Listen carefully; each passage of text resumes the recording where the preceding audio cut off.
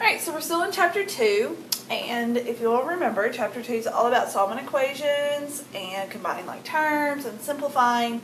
So this was a problem that you saw in your practice test, and if you missed it, you probably maybe didn't combine like terms correctly, or you messed up with your integers. So I'm going to start by looking, and I'm going to find my like terms. So remember that we can only combine like terms that are on the same side of the equal sign. So over here I have a negative 3z and a positive 4z. So a negative 3 plus 4 happens to get me a positive 1.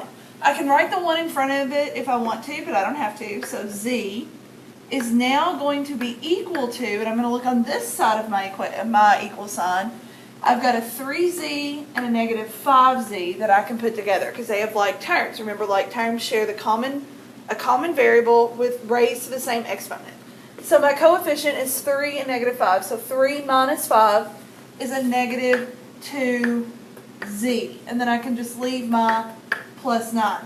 Now, as I go about now looking at this, I've got a 1z over here and a negative 2z over here. I can't just combine those and say, oh, I've got a negative z, because they're on different sides of the equal sign.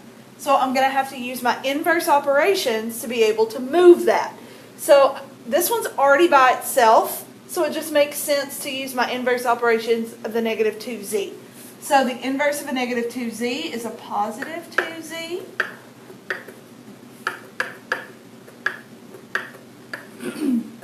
Z plus 2z gets me 3z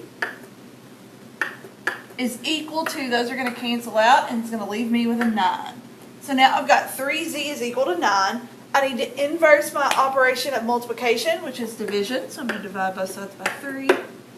And so that is going to let me know that z equals 3. And that would be my final answer. Now, a way to check yourself, to double check and make sure that you're correct, is you can go back in, excuse me, you can go back into your original equation and replace every z with a 3. With a 3, multiply through and see if you get both sides to be equal to one another.